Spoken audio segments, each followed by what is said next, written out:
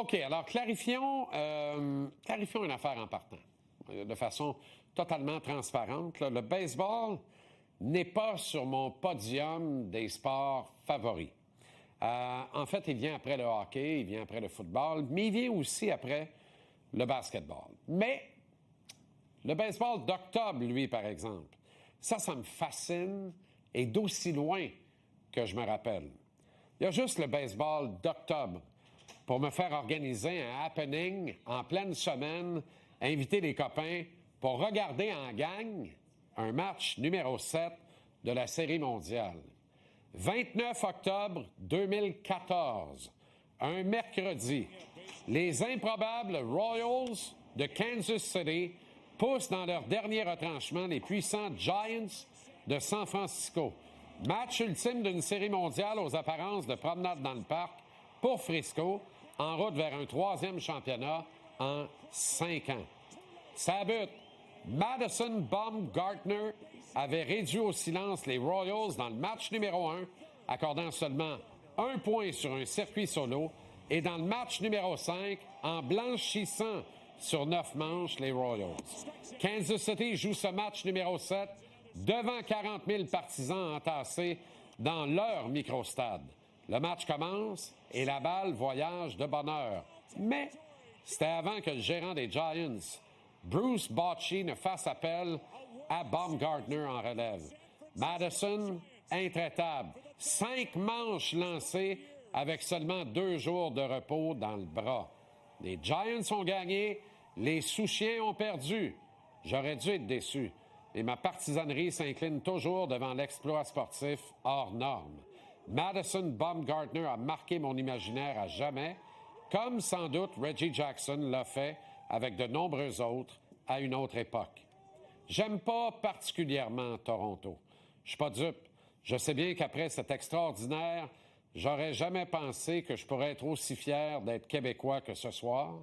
Dixit René Lévesque le 15 novembre 1976, eh bien, le Québec a commencé à être dépossédé. Point de mire du Canada pour son potentiel de revenus exponentiel en raison de ses richesses naturelles exceptionnelles.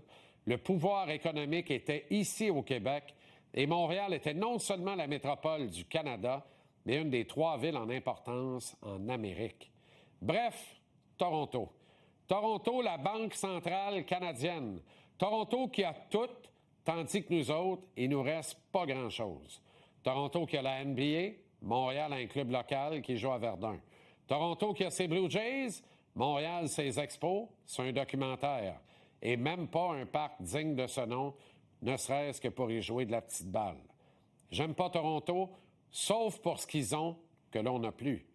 Aimer ou ne pas aimer les Blue Jays? Eh bien, ce soir, je dis aimer les Blue Jays.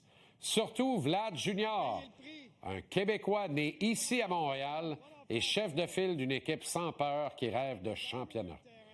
Au fait, aimer ou ne pas aimer le baseball? Ce soir, je dis aimer le baseball. Dans une société qui n'a eu de cesse d'accélérer, de pousser le bouchon depuis des décennies, le baseball avait perdu de son lustre. Les plus vindicatifs disaient qu'il était devenu le sport des flancs mous, des pas de vie avec bien du temps à perdre. Dans une société qui l'échappe solidex et frappe le mur actuellement à 120 000 à l'heure parce qu'ils ont trop accéléré, le baseball devient un exutoire. L'éloge d'une lenteur nécessaire. Le temps, ce grand relatif. C'est pas scientifique, mais je serais curieux de voir le pourcentage de théoriciens et de philosophes qui adorent le baseball. On a intégré une horloge au baseball, mais seulement pour nous épargner un nombre incalculable de séquences où un lanceur se fouille dans le nez, tandis qu'un frappeur se replace le paquet comme si c'était avec celui-là qui comptait frapper à balle. On a imposé une limite à des matchs de saison régulière. À 162 par année, c'est louable. En éliminatoire, on joue, quitte à ce que notre linge passe de mode. On joue jusqu'à ce que maman appelle au souper? Non, on joue pour toujours si c'est l'égalité. À quel endroit dans notre société on peut vivre un moment non limité dans le temps? Au Québec meurtri, les médecins ont désormais 6 minutes pour vous entendre sur vos craintes et vos maux, vous examiner, poser un diagnostic, puis espérer vous guérir, ne serait-ce que vous rassuré. Au baseball, on joue. On joue 18 manches s'il faut, puis après, on va manger. Certains, quelques protéines nécessaires à se remettre de 2 matchs en un. D'autres, comme Alejandro Kirk, probablement une excellente pizza flanquée de 2 petites bières. J'en sais rien, en fait, mais je l'espère néanmoins. Captain Kirk donne espoir. Le petit gros dont tout le monde a un jour ri au parc du coin de la rue peut gagner la Série mondiale en y jouant un rôle déterminant. Tout ça en squat, 3 heures de temps, quand c'est pas 6. Alejandro puis Guerrero, le petit Québécois qui nous rend fiers.